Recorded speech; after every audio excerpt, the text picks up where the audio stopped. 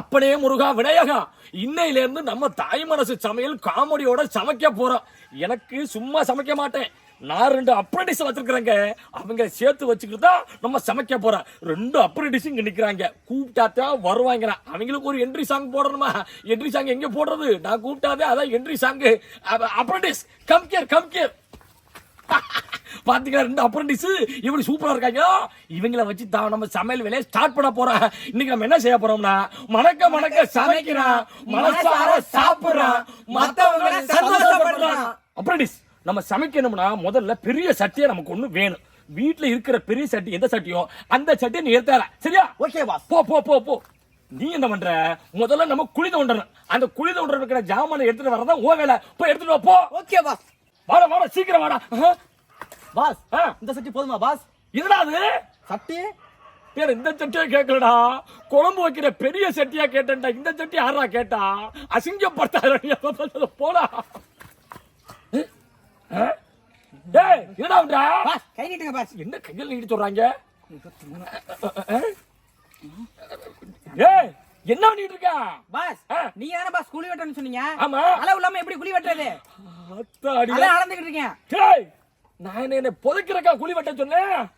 ஐயோ இவங்களை வச்சு சமைச்சா. டேய் இந்தரா குழம்பு வைக்கிற சட்டிக்கு நம்ம முதல்ல குழி தோண்டிதான் சட்டை தூக்கி வைக்க முடியும். அந்த குழியை சொன்னேன்டா. ஐயோ போடா. Sorry boss. பாஸ் இப்போ ஓகேவான்னு பாருங்க. வெரி குட்டா, இந்த சட்டியை தாண்டா சொன்னேன். இதுலதான் நம்ம சமைக்க போறோம். Very good. இது எப்படி அவனை குழி தோண்ட போக சொல்லியிருக்கிறேன். குழியை தோண்டி சமைக்க ஆரம்பிச்சிடும். சரிதானே? போ போ, கொண்டு போ கொண்டு போ கொண்டு போ கொண்டு போ.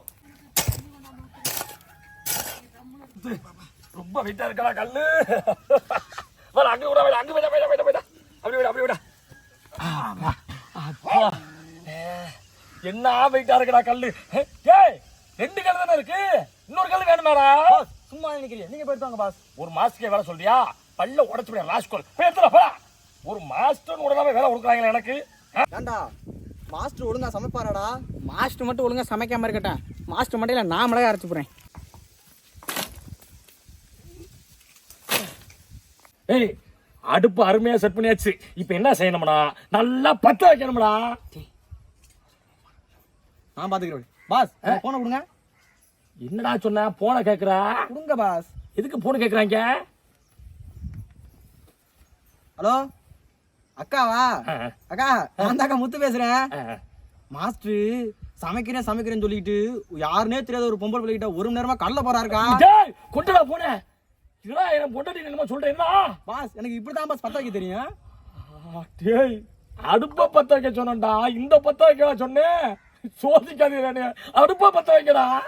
நண்பர்களே பாத்தீங்களா, 2.5 கிலோ பாறை மீன். இந்த பாறை மீனை முழுசா போடுதா எங்க அப்ரெண்டிஸோட குழம்பு வைக்க போறோம். வாங்க முதல்ல மீனை சுத்தம் பண்ணிட்டு அப்புறமா எப்படி சமைக்கிறதுன்னு உங்களுக்கு அழகா காட்டுறேன். வாங்க மீனை சுத்தம் செய்வோம். நல்லா இந்த உடம்புல உள்ள செதில்களெல்லாம் நல்லா சுத்தமா எடுத்துறோம். எடுத்தாத்தான் குழம்பு நம்ம டேஸ்டா வைக்க முடியும்.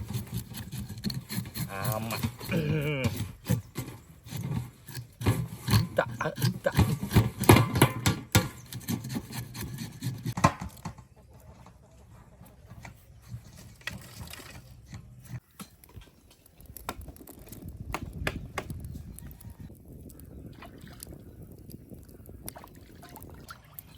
நல்லா சுத்தம் பண்ணிட்டோம்னா நல்லா இருக்கும்.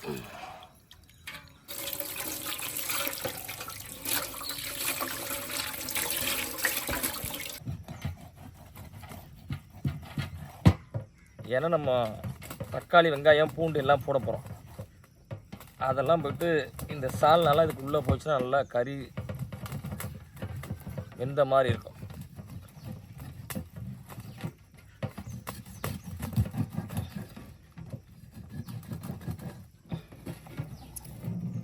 நல்லா தெரியுதா? அது மாதிரி இந்த பக்கம் கீழ் வெட்டிக்குவோம்.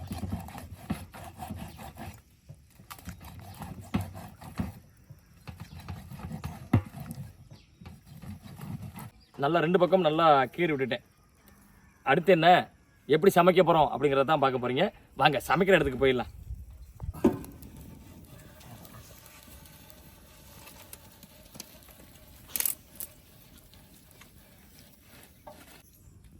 ஃப்ரெண்ட்ஸ் இப்போ சட்டி நல்லா காஞ்சிருச்சு.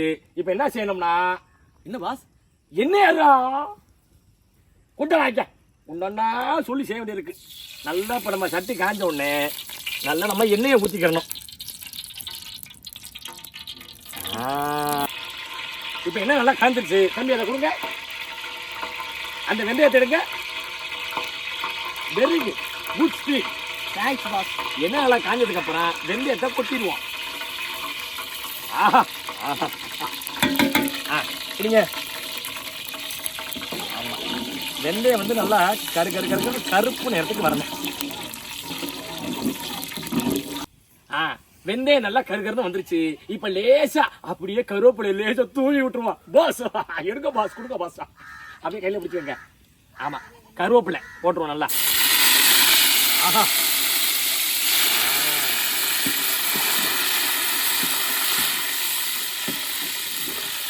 புதினா தலை போட்டுக்குருவோம்.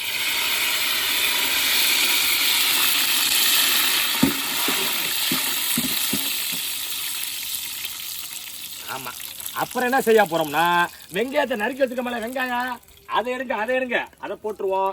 நல்லா வதங்கணும் வெங்காயம். ஆமா, அப்படிங்க பாஸ், அங்க வைங்க பாஸ்.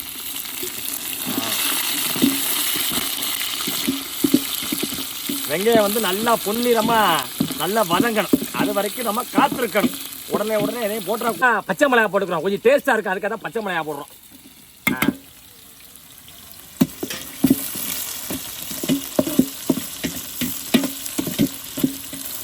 ஆமா, கொஞ்சமா பூண்டு போட்டுக்கிறோம் கொஞ்சமா.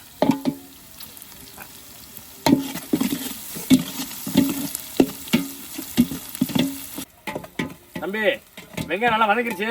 தக்காளி எடுக்க. அட அப்ரண்டிஸ், தக்காளி எடுங்க. ஏய், என்ன பேசிட்டு இருக்கியா? அது ஒண்ணு இல்ல பாஸ், மீன் எப்படி சாப்பிடலாம் அப்படின்னு யோசிச்சுட்டு இருக்கான். அட டேய், தக்காளியே நம்ம போடுறது, அதுக்குள்ள எப்படா மீன் சாப்பாட்டுக்கு போயிட்டியா? தக்காளி எடுக்கடா. இங்களை வச்சுக்கிட்டு சமைச்சு நான் பழுத்தேன். ஃப்ரெண்ட்ஸ், இந்த தக்காளியை போட்டுக்குருவோம்.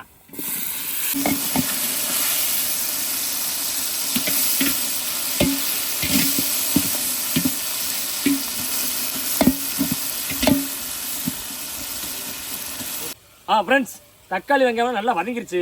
கொஞ்சமா புளி தண்ணி ஊத்திக்கிறோமா?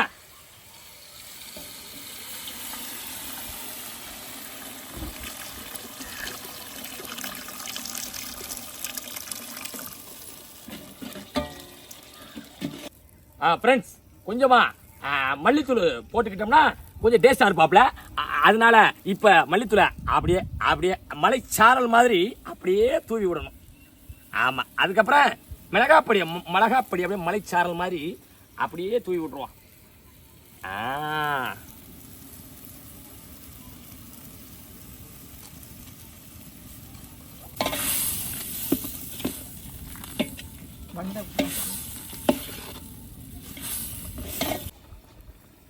ஆமா, நீங்க எப்படி உப்பு நிறைய சாப்பிடுறீங்களா கொஞ்சமா சாப்பிடுறீங்களா எங்களுக்கு தெரியாது.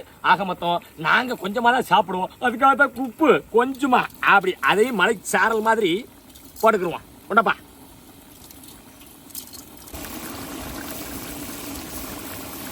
ஏமாவோட பாஸ் திட்டுவாரு.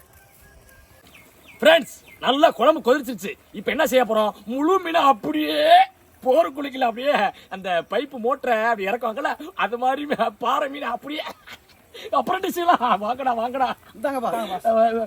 Thank you very much friends. இப்ப முழு பாறை மீனை அப்படியே குழம்பு சட்டிக்குள்ள நம்ம இறக்க போறோம். அப்படியே அழுங்காம குழுங்க வைக்கணும்டா டேய். அப்புறம் சிட்டிலா பாத்துக்கங்க, அழுங்காம குழுங்காம நம்ம அப்படி வச்சிடணும்.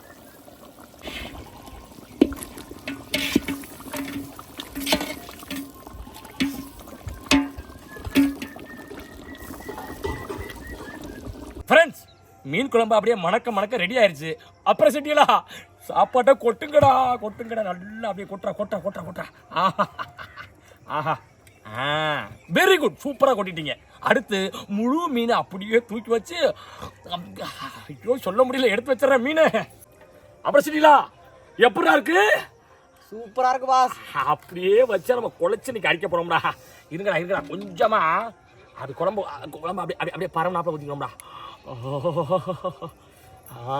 ஃப்ரெண்ட்ஸ், அருமையா சமைச்சாச்சு. முழு மீன் அப்படியே சாப்பாட்டை வச்சாச்சு. அப்புறம் சிட்டியலா தானத்தில் சிறந்தது அன்னதானம் சொல்லுவாங்க. அதனால நான் சாமி கும்பிட்டதுக்கு அப்புறம் தான் 3 பேர் சேர்ந்து அப்படியே அப்புக்கு சாப்பிட்றேன். எப்படி அப்புக்குன்னு சாப்பிடுறோம். மணக்க சமைச்சிட்டான், மனசார சாப்பிடுவான், மற்றவங்க கூட சந்தோஷப்படுத்துவான். அவசரப்பட்டாதியே, சாமி கும்பிட்றேன். சரிதானே? அப்படே விநாயகா முருகையா பாச்சா பாப்பா